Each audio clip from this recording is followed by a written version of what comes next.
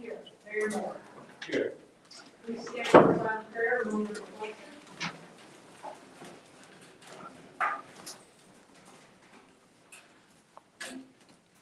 Everyone else salute the flag. I pledge allegiance to the flag of the United States of America, and to the republic for which it stands, one nation, under God, indivisible, with liberty and justice for all.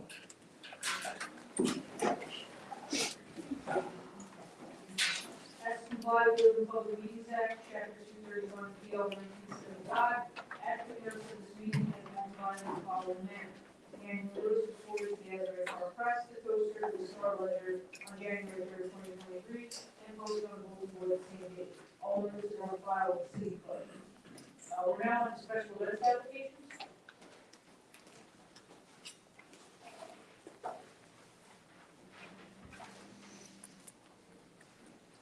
Mayor and Council, there's just one application before you, and that's for the e-prayer celebration in Springwood Park.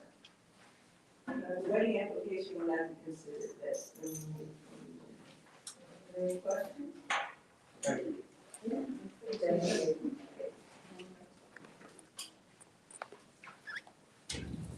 We're now on to items to be presented. We have a presentation by Asbury Park Apartments and Resorts LLC, redeveloping the 201 6th Avenue, lot 201, lots 2, 6, and 7.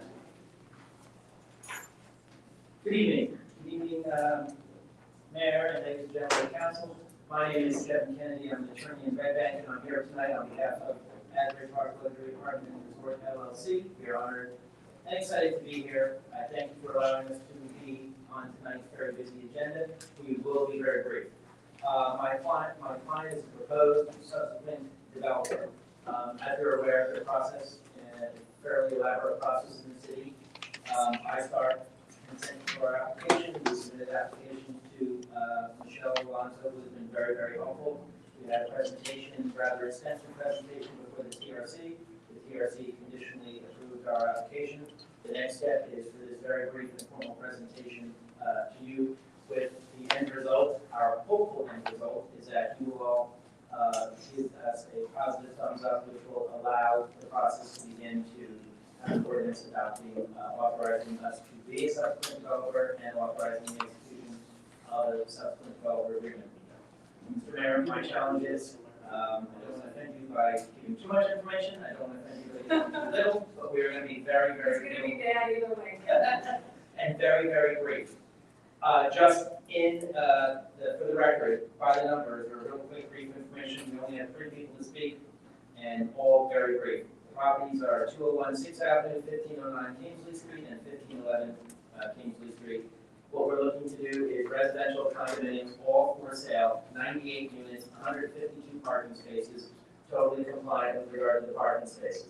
We're going to comply with the electric vehicle parking requirements, and at the request of the TRC, they wanted it to say that the electrical vehicle map gives you some discretion to discount some of your parking. The TRC did not want us to do that, so we are having totally compliant parking, and I think that's important. I'm going to turn it over to Yohei Albo. He is the face of our company. He is a wonderful individual, resident of West Long Branch.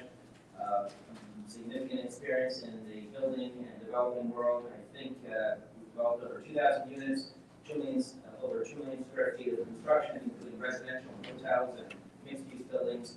And most importantly, he's a brand new father as of 2 or 3 weeks ago. He's just going to be the face of our project, so I wanted to bring him up very briefly. And then we're just going to turn it over to our architect to hopefully wow you with some of the pictures. We have our engineer here to answer any questions, but I don't think there will be any questions.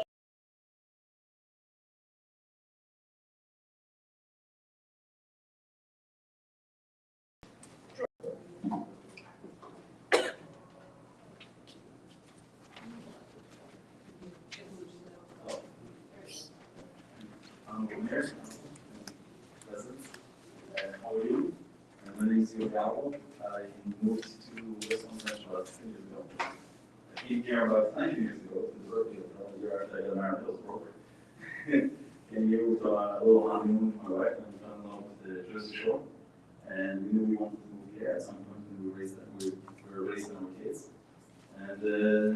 And this opportunity came up a while back, a couple of years ago, and love Asbury Park. I think it's a great location, Asbury, Long Branch, Newtown, all these areas are places where our kids play, the beaches that go to and so forth. When I saw this opportunity, I really jumped on it. And Asbury Park having the history that it does, and like those pictures behind me, right? And architecturally where Asbury is and where it could be, we came with this opportunity to try to put something beautiful, something that will anchor itself. This is really at the beginning of the northern side of Asbury Park as you go from into it from the lake. And it's diagonally from our landmark, the Berkeley Hotel. And the objective was to create something that embraces the lifestyle of the ocean, proposes long-term residents. These are mostly three bedrooms, 2 bedrooms, and 1 bedroom. Architecturally, we were looking for Mediterranean modern style, something that will kind of adhere to what's local around us, such as the Ocean Club, some of the new residents done by iStar. And without further ado, thank you very much for the opportunity to be here, and to hopefully propose present this project to you, and we'd like to give it over to the architect at this point. Thank you. Dan, why don't you come on up? This is Dan Zanetta from Mode Architects, and this is Matt Wilder, our engineer. Again, Matt will not be testifying unless there's questions. So Dan, why don't you just describe briefly what we're looking at and what the proposal is, what the concept is, the number of units, materials, all the, in a nutshell. Sure. Matt. So this map here illustrates the project site with a little more context so you can get a good idea of where exactly it's located. We're at the corner of Kingsley and 6th Avenue, and it's a site that is odd shaped. The frontages on 7th and Webb Street as well.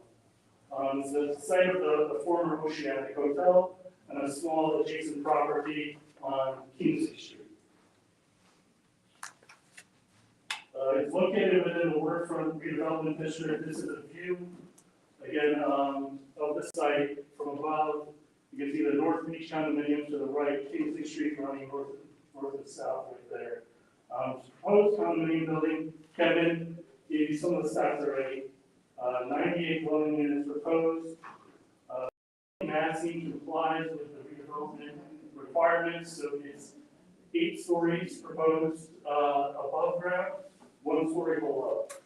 We have 2 levels of parking, 1 below grade level and 1 above. A total of 152 parking spaces proposed, which Kevin mentioned already exceeds the redevelopment plan requirement, and we are not proposing to utilize the deduction available for the electric vehicles.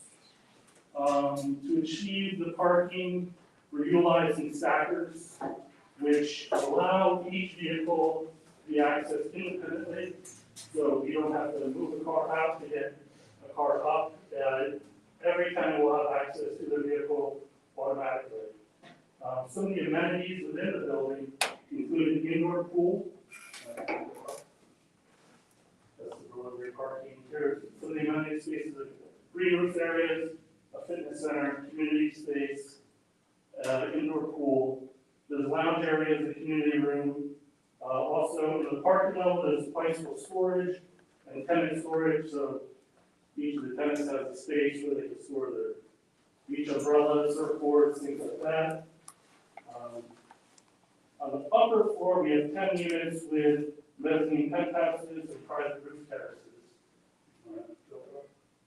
Typical floor plan here for the upper floors. As you go up, you can see where the access to the rooftop happens within the units. And then the next slide, penthouses with private roof terraces. Now, each unit has its own private balcony.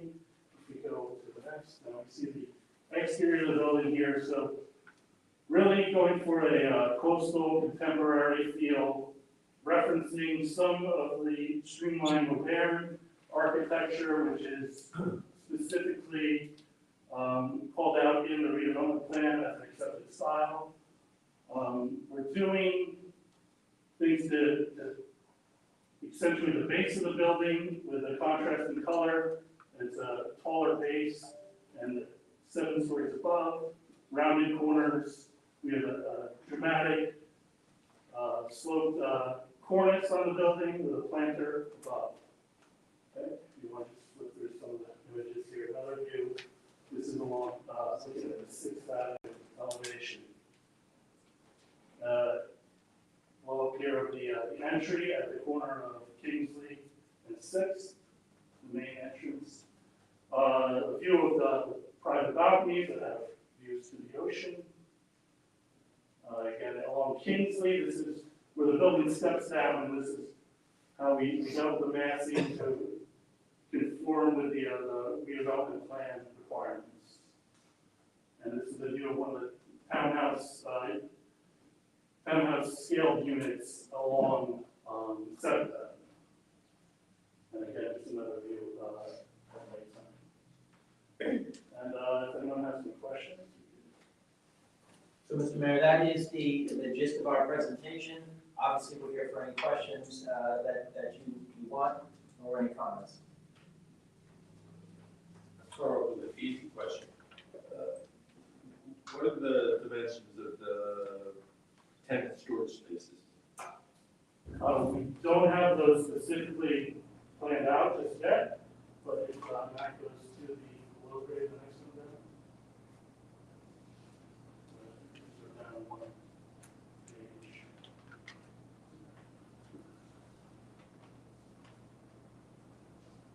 page. You'll see there's areas designated as storage and utility. So there's ample space where we can put storage lockers for each unit. There's lots of utility spaces that we need. The dimensions haven't been figured out. We haven't finalized the dimensions of that yet. Then one thing, it's a big deal. I see on the pictures it's called the Grab. We already have that. Concept at Asbury Park called the Grab. Great. We got excited about the name when we saw the statue and we said, oh, this would be a great name. And then we realized we saw the section that it was already kind of taken. So yes, we have to have another good Asbury Park name. You're going to just confuse the mail. Yes. Apologies. The storage space, by the way, is approximately around 10,000 square feet in total. And we'll figure out how it makes sense to divide it among the tenancies.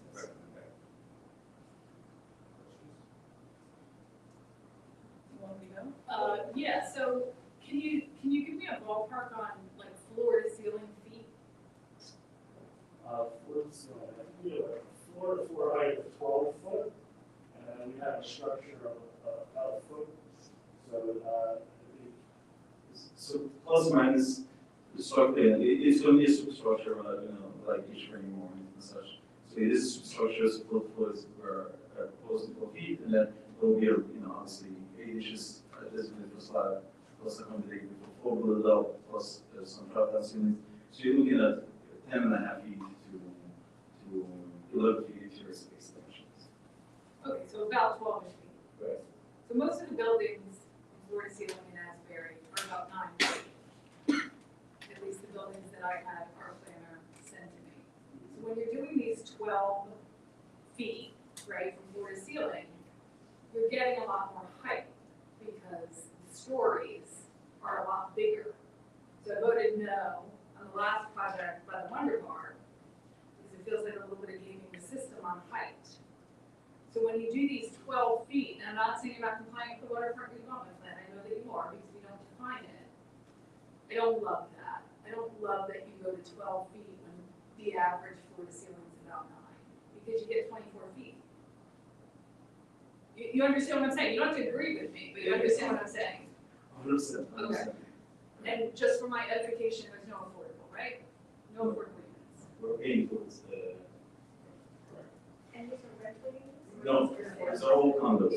It's all meant for sale. It's when we said originally we started the kind of push us in the market and stuff like that in this area and encourage that this will be a for sale development versus. And I started to ask that same question, and we made that same representation. Okay, and I see that you're proposing a green roof for the parking level, and just we wonder what other sustainable initiatives you're planning for this company. So I'm the engineer, I'm not really below really.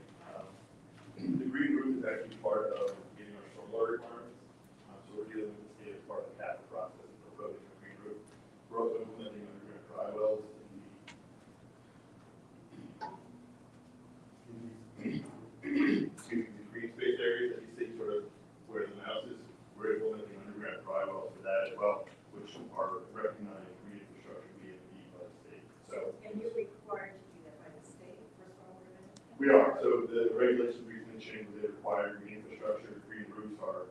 one of the main things that they typically want to propose, where oftentimes when you do, most projects can't accommodate that. We're lucky here we can, but we're also, like I said, putting in underground drywall to recharge some of the roof runoff, so it doesn't increase the stormwater runoff downstream. And other than what you require by the state, are you proposing any other green or sustainable issues? From an engineering standpoint, we're not, I don't know, from an architecture standpoint, So the one thing we're trying to accommodate, which we know was a big deal, was the EV charging as a stream that was requested.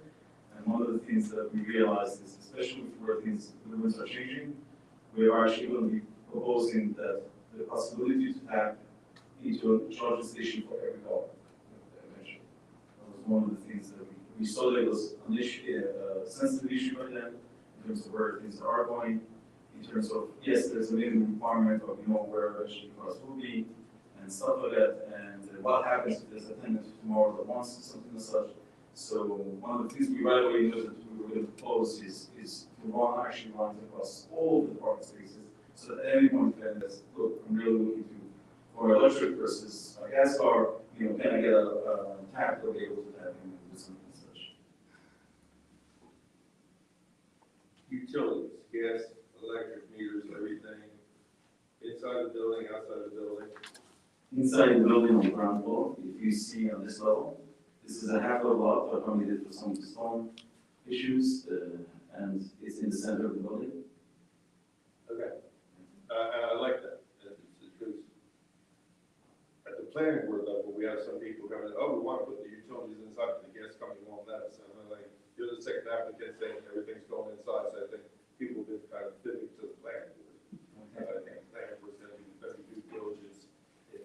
Give us a letter that the utilities won't let you put stuff inside instead of outside. And then going back to what Eileen was talking about, as far as like, it's going to go a long way, especially with the planning board level, like, to get the LEED certification. But I'll say get there because you know how costly it is. But I know you're going to have to do more than what you're proposing. Yeah, I think as we develop the design further, we can certainly investigate using renewable resources and materials.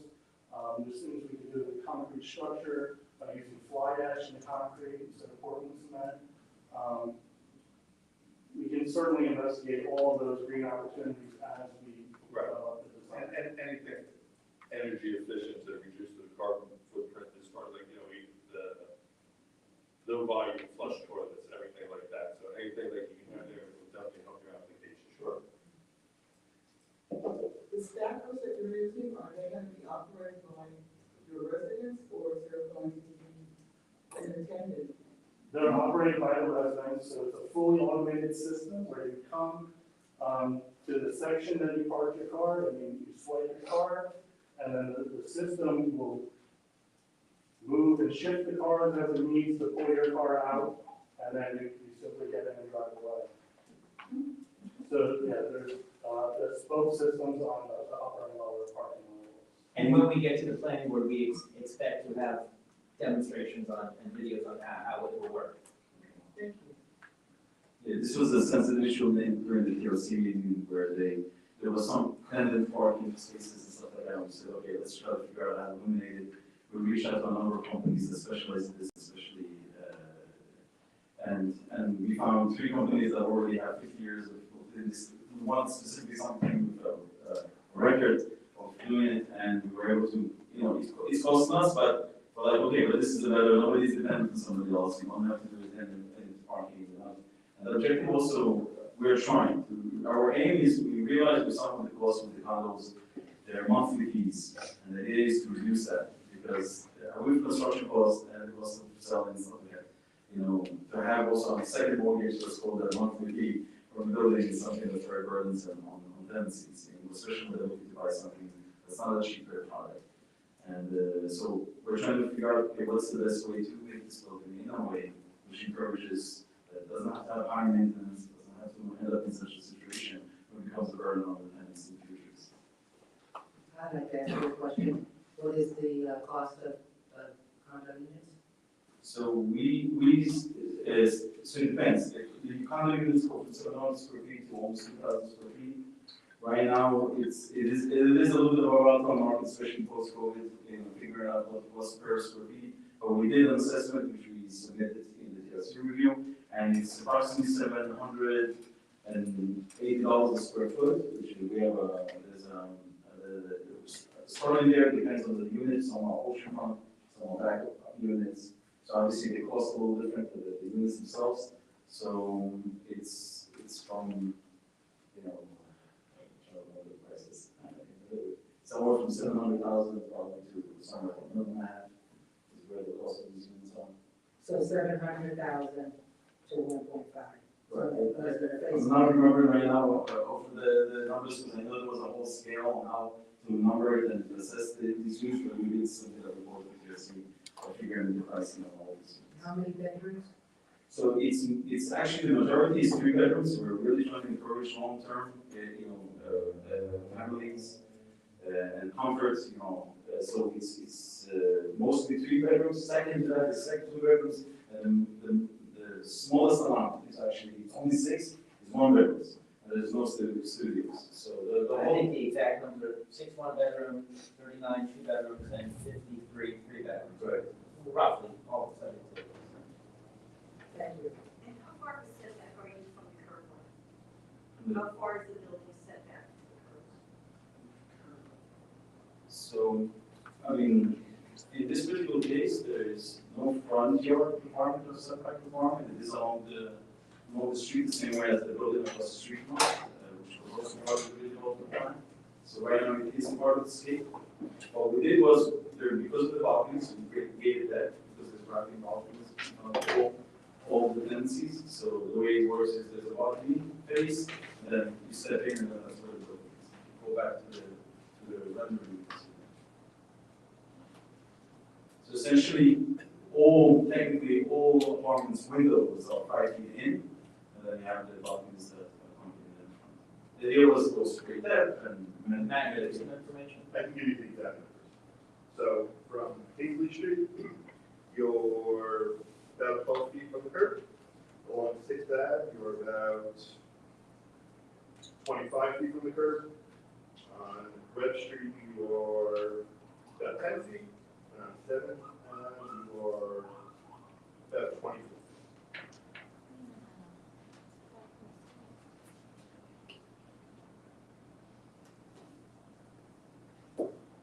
Any other questions? Thank you. Thank you. Thank you very much. Congratulations on the day. Thank you. Any other questions, Jack, this one? We'll stay, we'll give you 3 minutes of the mic. Oh, okay.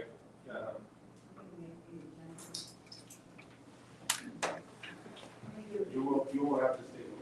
Okay, no problem. Not a problem at all. We're on to matters from the council, Councilmember Rodriguez. Nothing. Councilman Cass. I just wanted to let you know that the music holiday concert in Asbury Park begin on June 26th. First concert is Ranger and Renault, along with the Sons of Asbury Park and Piano and the on Trent. And I also want you to know that the concert stand, which plays on Thursday nights, used to play on the boardwalk and then in Bradley Park, will now be at the Arthur Carter Band Show above Robinson's Townhouse for the summer. And they have played up there. They did a couple days last year, but this is the first time they'll be there for the entire summer in a very long time. So we're very excited about that. Thank you. Councilmember Clayton. I just want to alert everybody that this weekend is Juneteenth, so there's a legal holiday on Monday, and on the 17th, we will be celebrating Juneteenth in Springwood Park with a number of activities. And also this week, we're celebrating North Shore with a number of events happening in Asbury Park with arts, music. So if you go to northshore.com, it'll give you a complete list of all the activities that are happening in the city. Thank you. Thank you. Deputy Mayor Quinn. I'm going to piggyback on Eileen because I just listed this. So Asbury has free music 4 nights a week in Asbury Park starting at the end of June. Monday night is Music Monday, probably one of my favorite events. Tuesdays is the Turf Club. Wednesdays is Asbury Live, which is free music by they built a stage, and next to Watermark and Mogo, and then Thursday is the concert series. So 4 nights a week in Asbury Park throughout this summer, you're gonna get professional free music. Thank you very much. Yes, on Friday, June the 2nd, I attended the annual Bauer Awards luncheon for the 200 Club, and 2 of Asbury Park's police officers. There's different recognition, there's certificate of recognition and accommodation and merit, and the most important one, the most prestigious one is Bauer, and both Officer Michael Hand and Officer Vincent Sarbula from Asbury Park received the Bauer Award for action they took last year in apprehending an armed suspect, disarming him, and bringing the fiasco to a halt with nobody getting hurt. So they were honored, and it was a pleasure to be here to see our police officers on. So that's it. Thank you. Thank you. Management City Manager. I have nothing to say. Thank you, Management City Attorney. Thank you. Round of public participation, and over to the meeting to close. Second. All in favor? Aye. Public participation portion of the meeting is now open. Any member of the public who wishes to speak, please use the microphone, state your name and address for the record, and there'll be a 3-minute time limit for each speaker. Again, your name and address. My name is Pat Meehan, and I board the property 207 on the development. First of all, I had to ask, it was supposed to be certified letters to everyone about this development, and is it the stage where they should have sent a letter to everybody's neighboring there? No. Well, just keep going. Yeah, go ahead. I heard Eileen ask about the setbacks. I don't care about the setbacks from the curb. This is zero lot line development. I have no idea how this ever got through a technical review committee with 0 lot line. I've been in real estate for 35 years. I've never seen a building built on 0. It's built right on the property line. I don't know how it had any access to my building. That's 207. I see K Levine right down the street and a 12.5-foot setback on all their development. I see the Rhythm right next to me, the Westerly on 7th Avenue, at a 10-foot setback around the whole property. I have no idea how this, I've never even seen this before, 0 lot line. Never. This is not good for anyone. I don't understand it. I understand maximizing density, but this maximizing profits, it's overdevelopment. Subterranean parking, they talked about stack parking. Is this in a flood zone? What happens when what's only a block in the ocean? You have all this subterranean parking possibly flooding right there. I don't understand how that works either. My biggest thing is the zero lot line development. Like I said, 35 years in real estate, I've never seen this even proposed. In any town I've ever been in. That's it. Okay, thank you. Yeah, so this was not a, public hearing, this is just a public information session. The planning board will be the place where you'll receive your search for notice. I didn't know, so that's certified Yes, notice. yes, absolutely.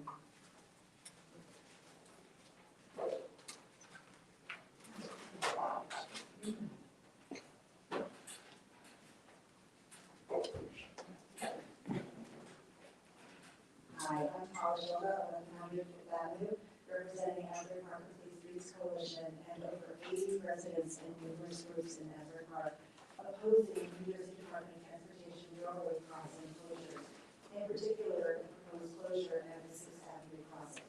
Asbury Park has had a history of division by east and west since its founding, resulting from the intentional design of transportation infrastructure.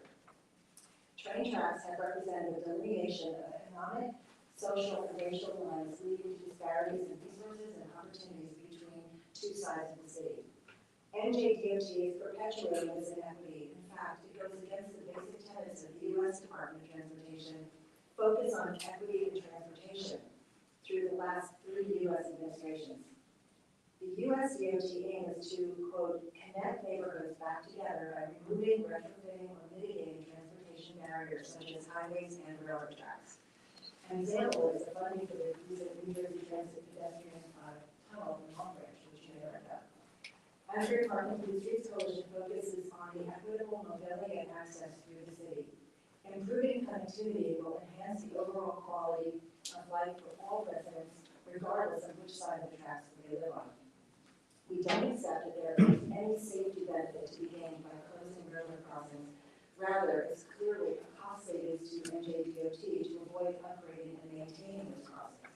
The closures in Summerfield and Sewell Avenues demonstrate NJDOT disregard for the historical tradition caused by train tracks. We submit that these crossings should be reopened and all crossings should be upgraded and maintained for safety and equity of access to the people of Asbury Park. Train tracks in Asbury Park have historically represented a very real division in the city. By opposing and preventing railroad crossing closures, we can overcome this barrier and foster a more unified and inclusive community. In summary, a 6th Avenue crossing closure is inequitable and would perpetuate a historic division of Asbury Park.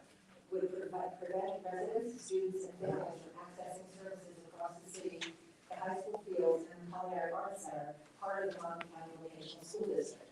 Would cause congestion on neighboring intersections and streets and potentially lead to vehicle crashes and injuries and deaths to people walking and rolling. Would hinder swift access to calls for emergency vehicles. Would cut off access to the boat ramp at Waterworks Park and to Deal Lake Drive and to the waterfront. So my question is, will the city officially support this opposition and restate your vehement opposition to railroad crossing closures as written in your letter 2 years ago to NJDOT residents and the Board of Ed? Question number one. And the second question is, will opposition also be expressed to New Jersey legislators? So, Okay, well, good. we have sent many letters and had many conversations against this, going back to before you were here. And I said, why didn't you get involved with Summerfield Avenue? He said, John, I didn't live here. That's a good reason, but they have total sway and total say in this. We got this just before the meeting, so it's dated 6/14/2023, Mayor and City Council. A phone call on Tuesday, June 13, 2023. New Jersey DOT staff have informed the City of Asbury Park staff the closure of the 6th Avenue grade crossing, which was originally proposed by New Jersey DOT in 2001, has been postponed. The New Jersey DOT will be beginning a new study process for re-examining at-grade crossings throughout the state, and will revisit the discussion of the 6th Avenue grade crossing once completed. Not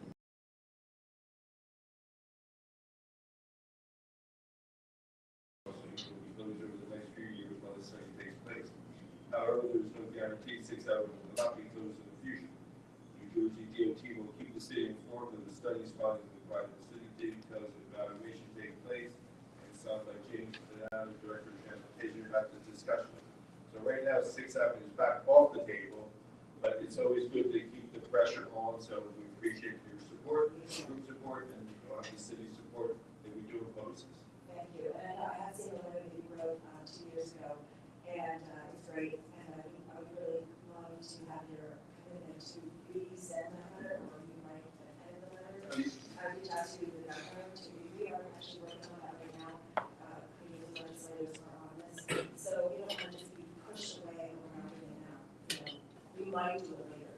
So thank you for your support. And again, this was just breaking news that James had the conversation with him yesterday, and maybe because of your efforts, that we didn't all state. So thank you. Thank you.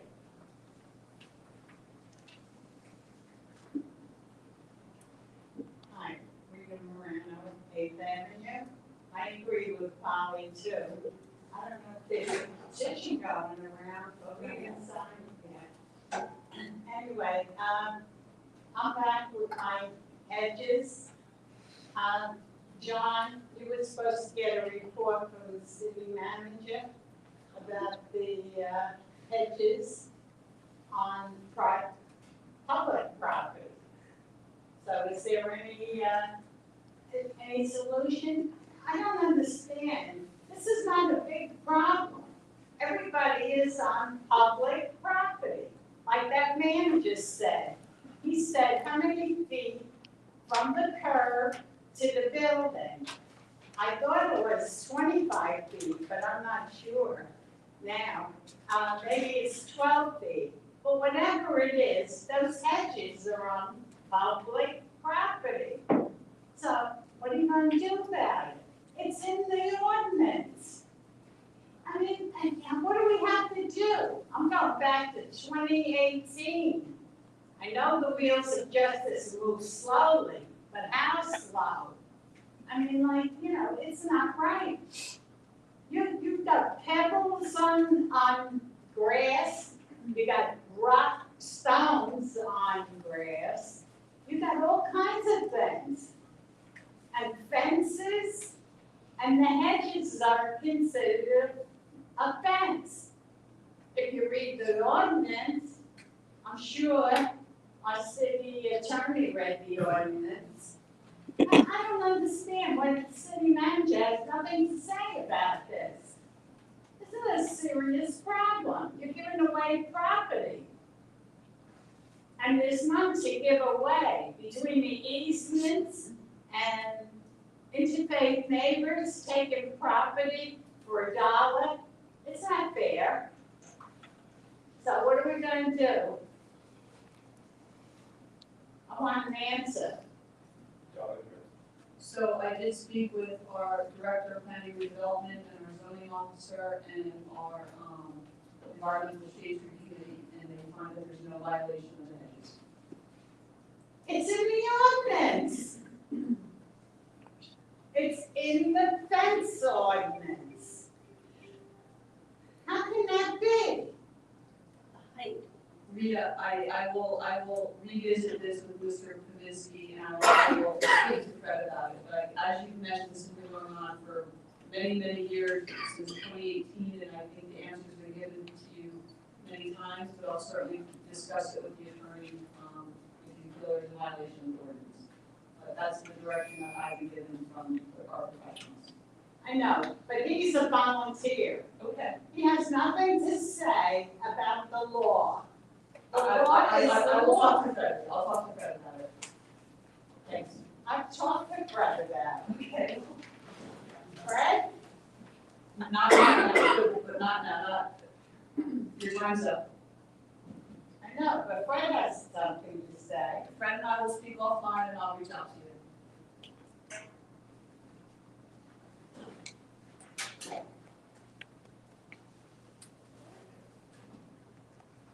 Hi, Mayor, City Council, Michael Kushner, 1190 Fifth Avenue. So, John, despite that really encouraging letter you just read, those words, no guarantee, compel me to still voice my concern about policy and about the cost. So, other side of the tracks, he, she, they are from the other side of the tracks. Growing up in the suburbs of South Jersey, I really never understood what that meant.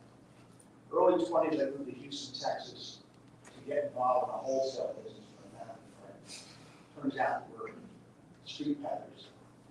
We're doing direct sales, different towns in Texas, selling housewares, goods, and so forth. And a gentleman, an older gentleman, Harold Rucker, takes me under his wing, black gentleman. And we go into different towns, and the first town we go into the middle of the town there on Main Street, and he stops the resident.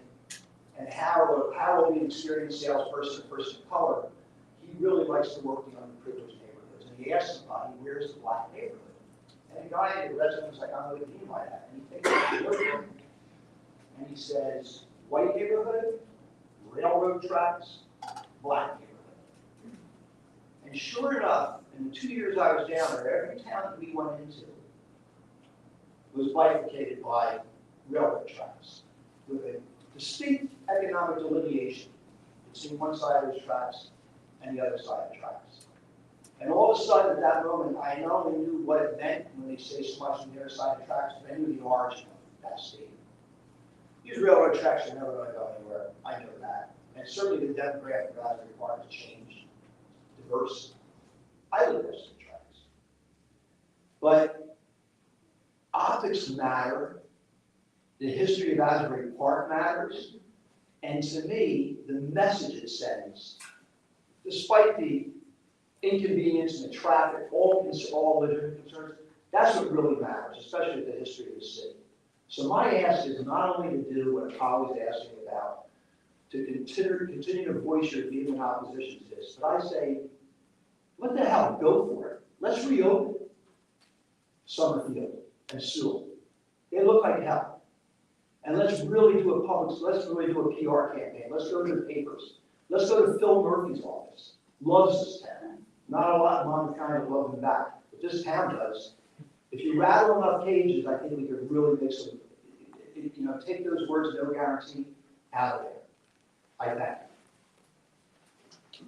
Thank you, and just historically, Sewell has always been, that's nothing new to say that's reopened Summerfield Avenue, I think we'd all, I got nothing better to do, be thrown in jail. So we went out to the torches and cut down the guardrails, I think it would be quite a commotion, so I'd rather do it the diplomatic way and I'm not proposing breaking the law, but really getting the pressure on them. okay. Hey, before we go on 1 second, just as a courtesy to the people that made the presentation, if there's anybody that has any more questions for the presentation on 6 and Kingsley, let's then go first. So these gentlemen don't want to sit here all night. So do any of you have any questions about 6 and Kingsley? Any comments? Anybody in the audience? If not, Kevin, you and your group are home. Thank you, Mayor. Keep it open.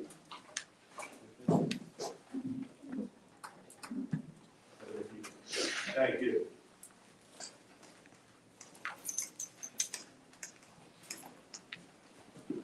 Thank you.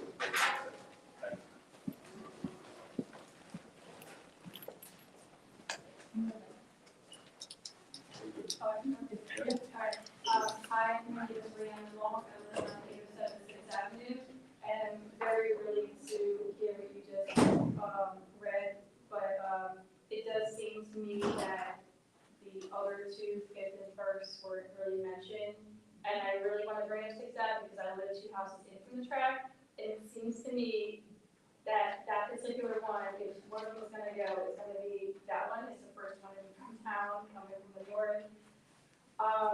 And I live 2 houses in, so I'm personally very concerned. I've lived there for 15 years. I have never witnessed or heard about a train crash involving a train and a pedestrian train a car or a train and a bicyclist. So I'm thinking it's not really safety, the study, or what the sighting is. I think it's more money. It makes sense because it is the first one in, but I don't want to be cut off. And also I honestly do not want to look at a really long rusty fence that will literally collect trash from both the ball field and from McDonald's, and weeds will grow. I don't want to look at it. We're paying all this property tax. I don't want to see that ugliness. I really don't. The other thing is too, especially in today's world, all the school shootings, why are we going to close a street off that is access to a school when the nearest first responder may be coming in from over by Deal area? And now they have to go all the way around.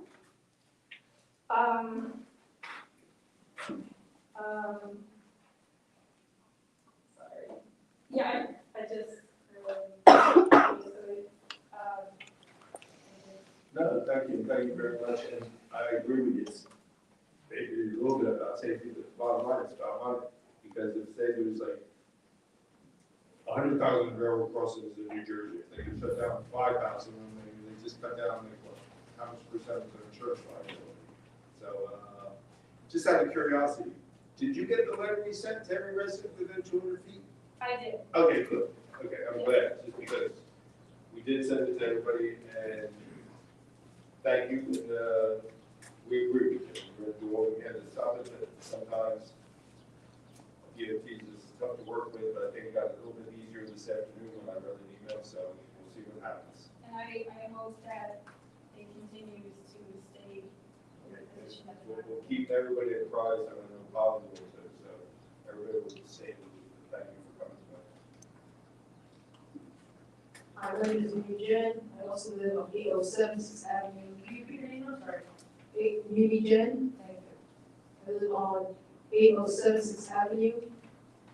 I can see firsthand, first of all, I'm opposed to that railroad crossing on 6th Avenue. I can see firsthand as people going by and going to McDonald's and Quick Trip.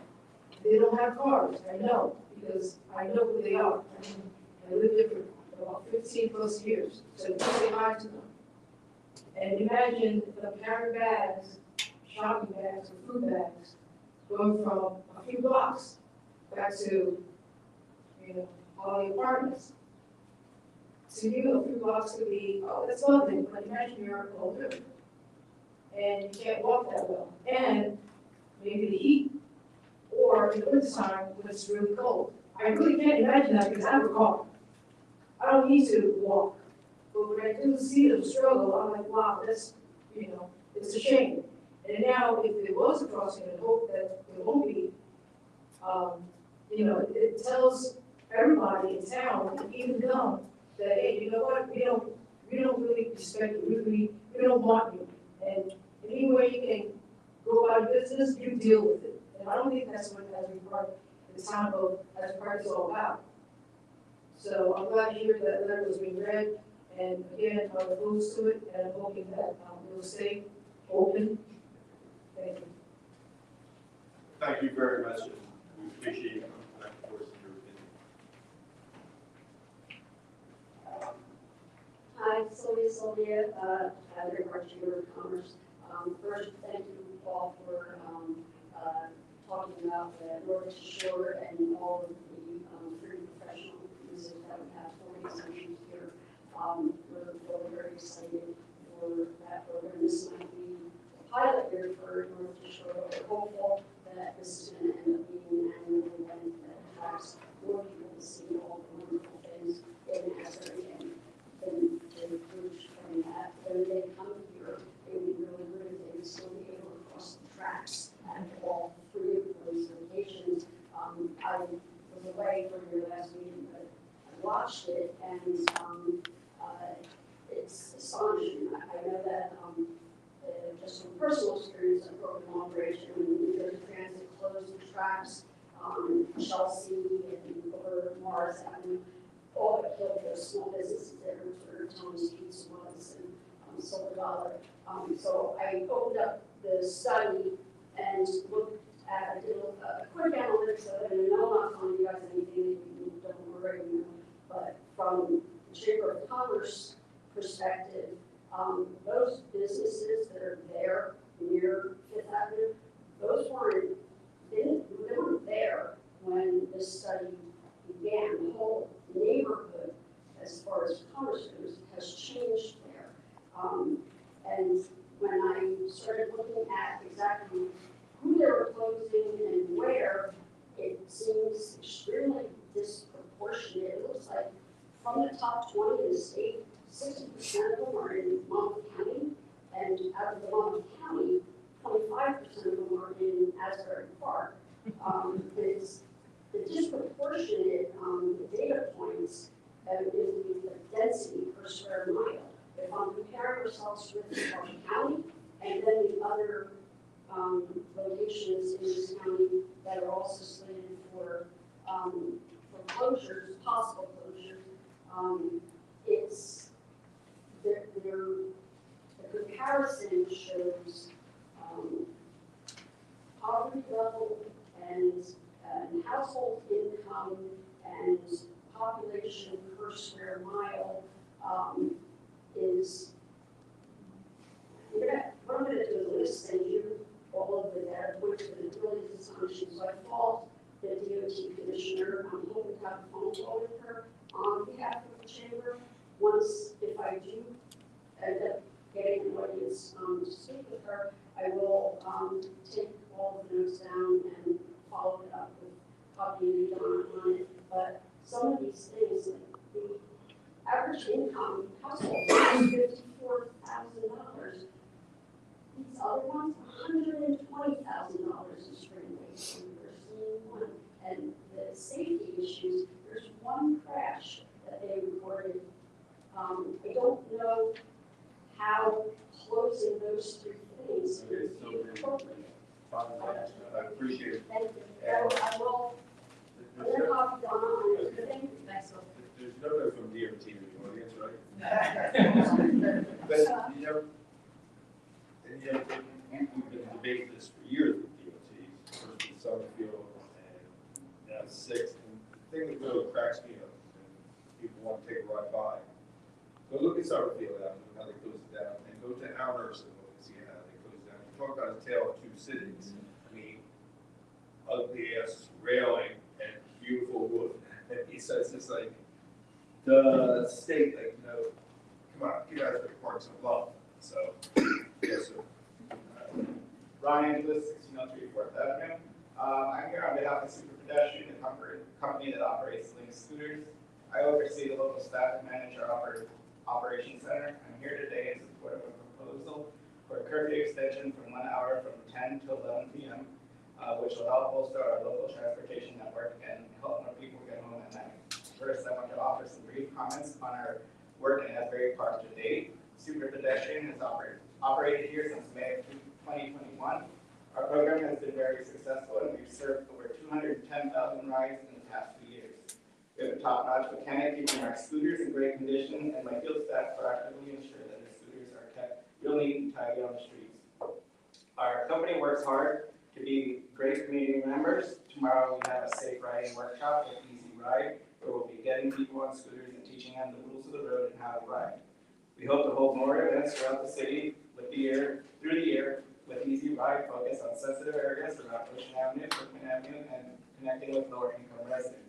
My team and I are actively engaging with riders that when we see poor riding behavior, and work with customer service team to issue warnings and suspensions whenever appropriate.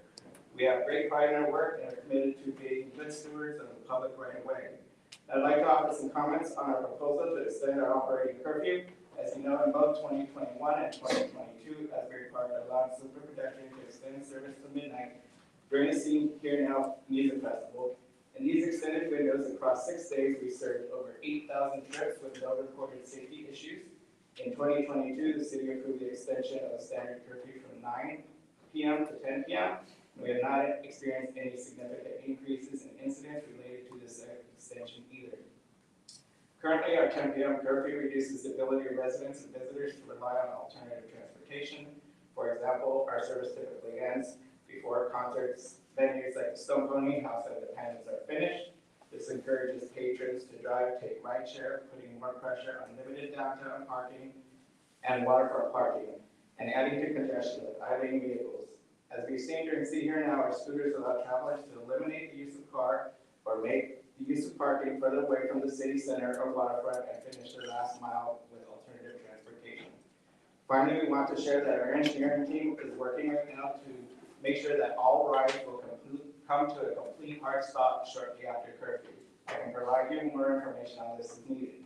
Given the success of our pilot curfew extensions and commitments we made to continued investment in the program here at Asbury Park, we hope the council will support in extending our curfew by 1 more hour this year to 11 p.m. Thank you. Thank you. Motion to close. Second. All in favor? Page 4 is now open.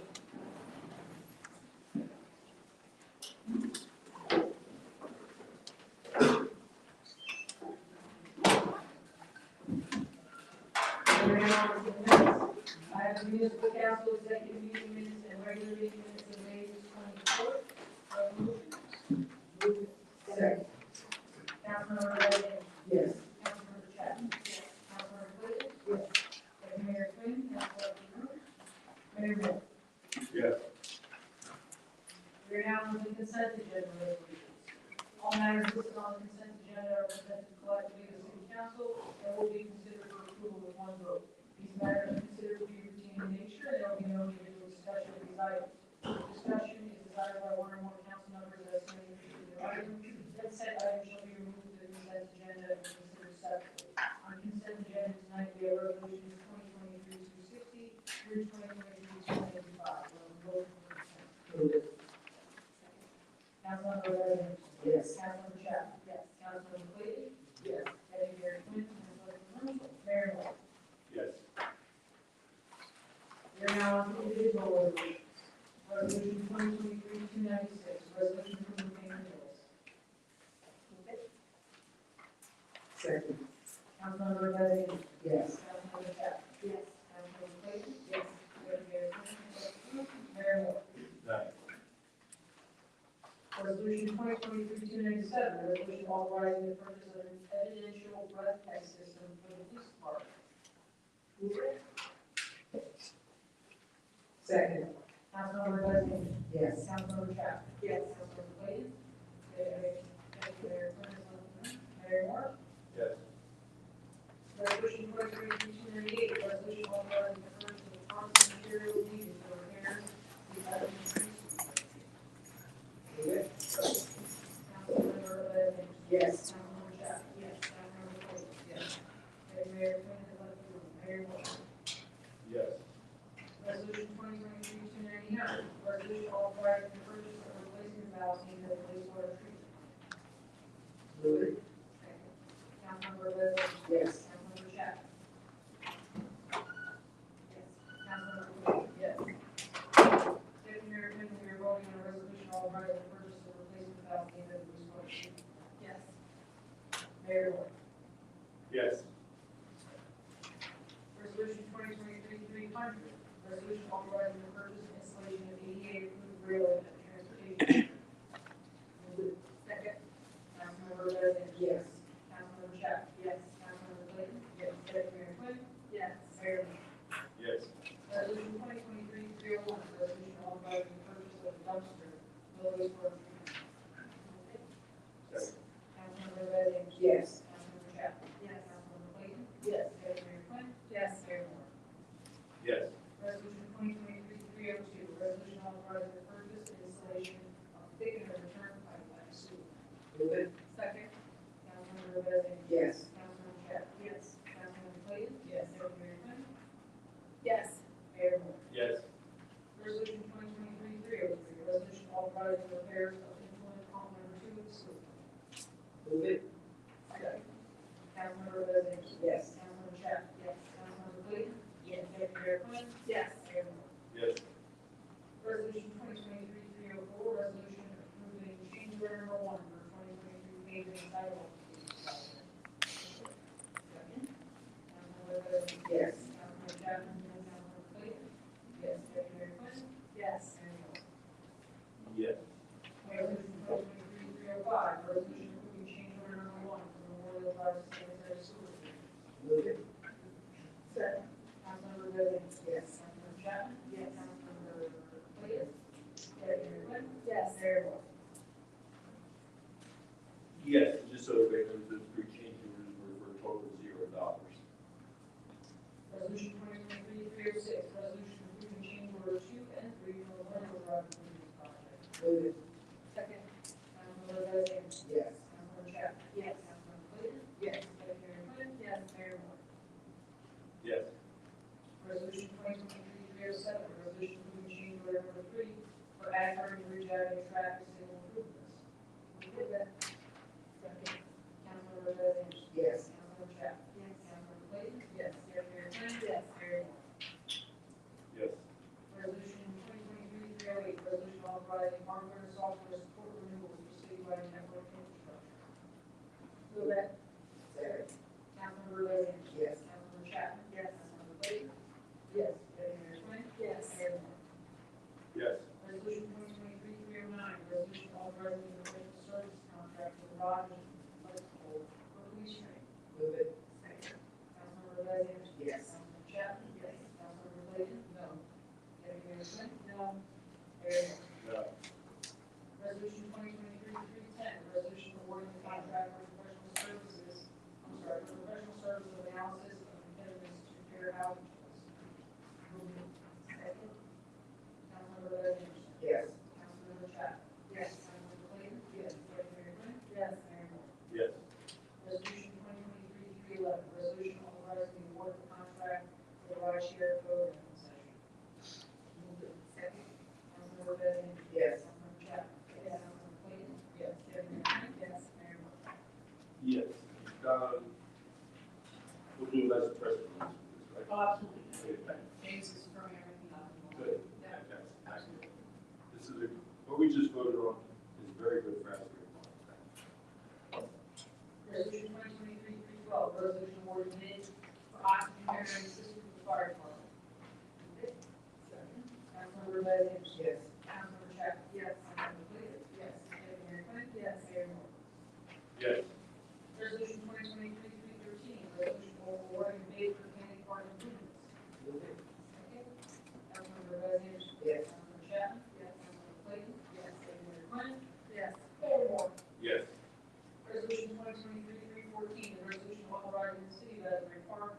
to execute a memorandum of understanding with coastal habitat for humanity for the purpose of utilizing the vacant lot located at 1407 Madison Avenue, New York.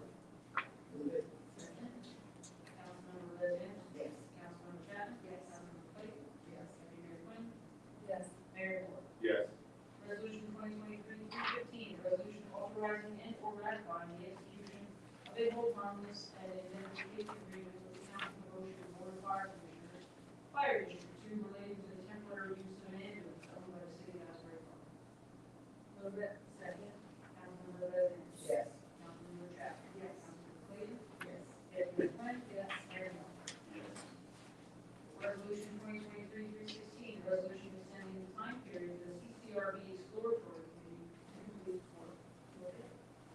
Second. Councilmember Bez Anderson.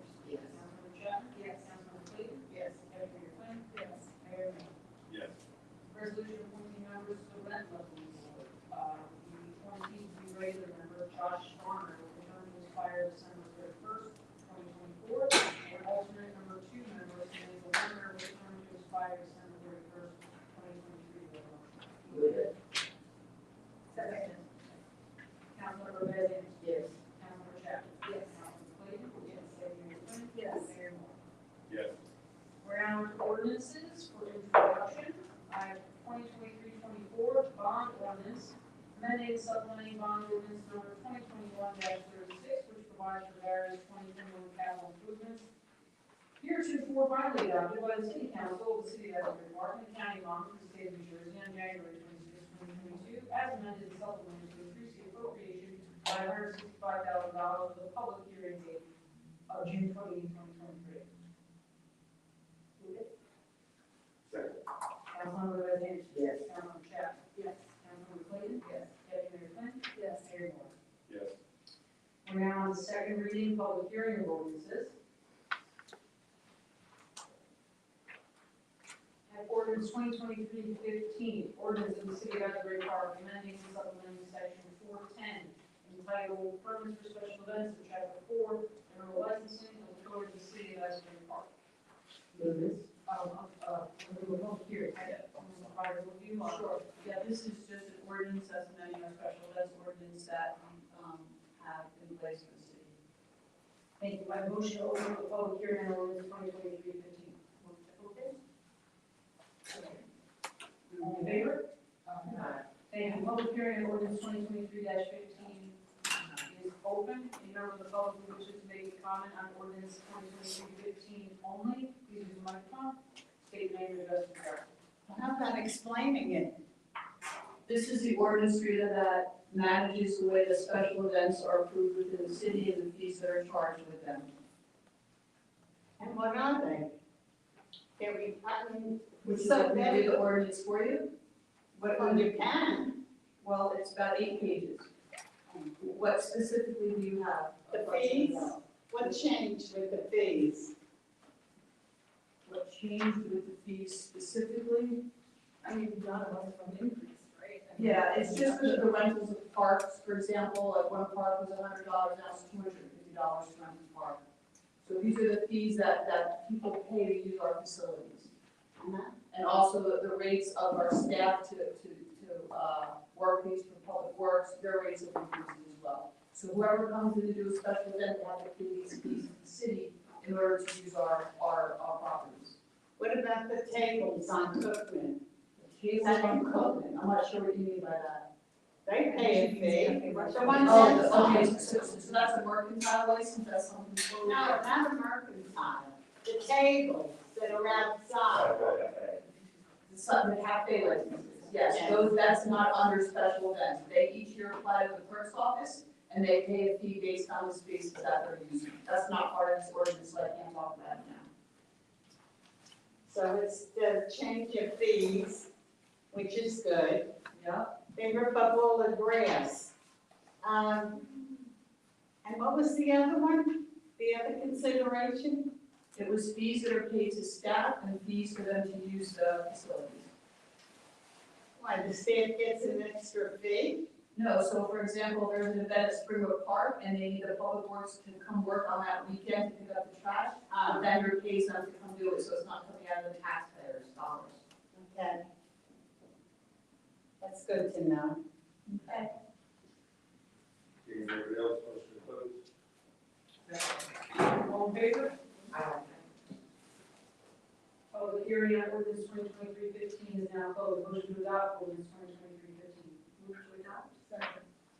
Councilmember Bez Anderson. Yes. Councilmember Chapman. Yes. Councilmember Clayton. Yes. Deputy Mayor Quinn. Yes. Mayor Moore. Yes. Now on to ordinance 2023-21. Ordinance of the City of Asbury Park amending chapter 7 of the Code of the City of Asbury Park regarding traffic regulations that designate Sunset Drive one way. This is an ordinance designating Sunset Drive one way as recommended by the parking committee. Thank you. Motion to open the public hearing on ordinance 2023-21. Move to open. Second. All in favor? Aye. Ordinance 2023-21 public hearing is now open. Any member wishes to speak? Motion to close. All in favor? Public hearing on ordinance 2023-21 is now closed. Motion to adopt ordinance 2023-21. Move it. Second. Councilmember Bez Anderson. Yes. Councilmember Chapman. Yes. Councilmember Clayton. Yes. Deputy Mayor Quinn. Yes. Mayor Moore. Yes. Now, ordinance 2023-22, ordinance authorizing the City of Asbury Park to convey an easement over certain portions of the public right of way, area adjacent to property located at 521 Lake Avenue, lot 3105, lot 4.02, formerly known as 525 Lake Avenue, lot 3105, lot 4. This is an easement for the property at 521 that's encroaching on public right of way, and for this encroachment, they're paying the City of Asbury Park $300,000. Thank you. May I have a motion to open the public hearing on ordinance 2023-22? Move to open. Second. All in favor? Aye. Public hearing on ordinance 2023-22 is now open. Any member of the public wish to speak? Is that a privately owned building? This is the new building right next to Moonstruck, the Sapman building, and they've encroached on our city property, so they're paying us for their encroachment. Okay. Motion to close. All in favor? Aye. Public hearing on ordinance 2023-22 is now closed. Motion to adopt ordinance 2023-22. Move it to that. Second. Councilmember Bez Anderson. Yes. Councilmember Chapman. No. Councilmember Clayton. Yes. Deputy Mayor Quinn. Yes. Mayor Moore. Yes. Now, ordinance 2023-23. Ordinance of the City of Asbury Park amending and supplementing chapter 8 entitled Taxi Cab Deliveries and Valet Parking. May I have a motion to open the public hearing on ordinance 2023-23? Move it. All in favor? Aye. Public hearing on ordinance 2023-23 is now open. Any members of the public wish to speak? Oh, sorry. So, the city council previously repealed the provisions dealing with licensure of handicappers within the city, in favor of switching to granting a concession if the city council so chooses.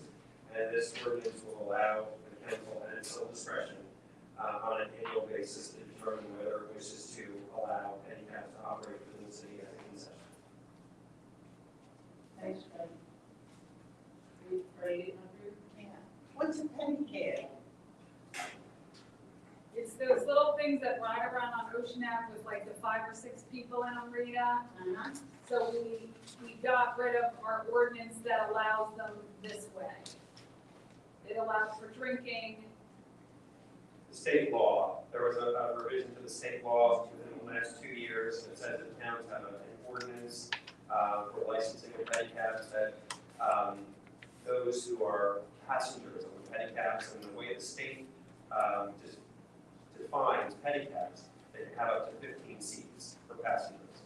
And the new state law came into effect basically says that if the town allows pedicabs to operate, then it must allow the patrons to be able to buy alcoholic beverages while they're on the rides. And that was something that didn't sit well with the city of Asbury Park. And so we repealed the handicap sections of the city code in favor of a concession, which the city doesn't have.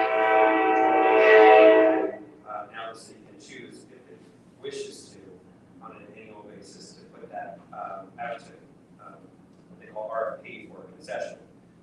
But again, it's at the discretion of the council at any given summer season. Drinking on the pedicure? Well, this stops it, Rita. This would stop the drinking on the pedicab. I know, that's good. Yep.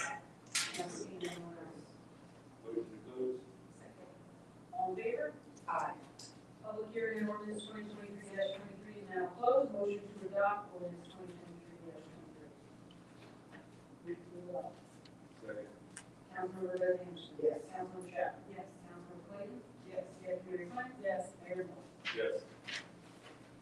We're now on to a public hearing for the 2023 municipal budget. Our CFO, Julie Booth, will provide a brief overview.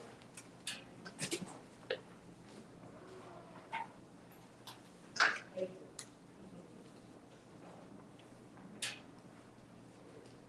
You want to go over here first? Want to go over the public hearing? Or- Now, let's see if there's any questions in there. Okay. If there's anything. Motion to open the public hearing on the 2023 municipal budget. Move to open. All in favor? Aye. Public hearing on the 2023 municipal budget is now open. Any members of the public who wish to speak, please use the microphone. What is it? The municipal budget. Yes, I know. Oh, okay. The amount, The total amount? the total amount. I will tell you, Rita.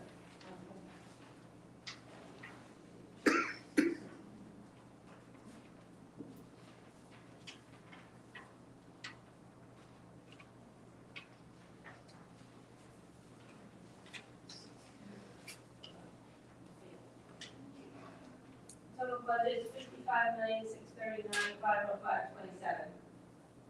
So it's about what? It's about $2.6 million.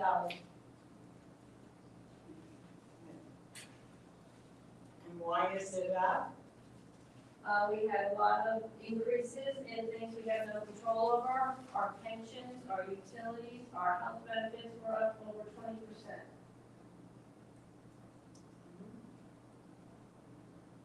And that's why it went up 2 million? Yes. Out of a $55 million budget, so it's not a great increase at all. It's minimal. It's cost of living. Too bad we don't get that. We're talking about. Well, the value of your house has increased, so you got that. Yeah, right. Okay. When you do the pensions, is it separate from the health plan? Yes, that's a separate calculation done by the state of New Jersey.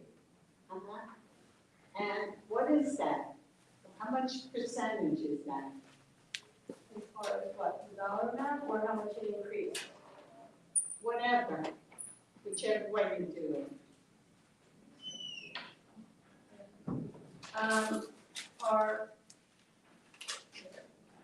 The PERS retirement system went from $1,060,000 in '22 to $1,185,000, went up $125,000. For the PFRS, which is police and fire, it went up $505,000 in 1 year. And that's mandated by the state, you have no control over it. I know that, but if you hired part-time, you wouldn't have to pay any No, of they that. contribute. Okay, thank you. Well, you should start that. Okay. Any questions from council for Joanne? No, I'd like to thank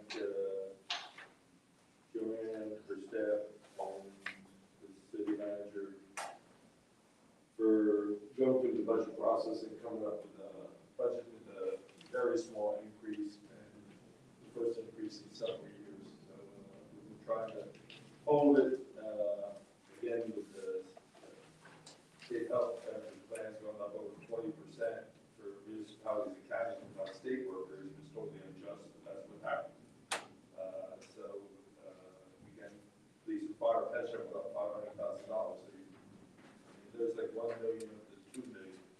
So the budget is, and they worked hard and believe at one point it was a lot higher, and they did get it down. I appreciate that. Thank you all for your good work. Motion to close the public hearing on the 2023 municipal budget. Move it. All in favor? Aye. Public hearing now closed. Before we move on to our resolution for adopting municipal budget, we have resolution 2023-318, which is a resolution to amend the 2023 calendar year budget. For the motion. Second. Councilmember Liz Anderson. Yes. Councilmember Chapman. Yes. Councilmember Clayton. Yes. Deputy Mayor Quinn. Yes. Mayor Moore. Yes. Resolution 2023-319, resolution to adopt the 2023 municipal budget. Move to adopt. Second. Councilmember Liz Anderson. Yes. Councilmember Chapman. Yes. Councilmember Clayton. Yes. Deputy Mayor Quinn. Yes. Mayor Moore. Yes. No one has anything else? Any motion to adjourn? Move to adjourn. All in favor? Aye. Thank you, everyone, being out here.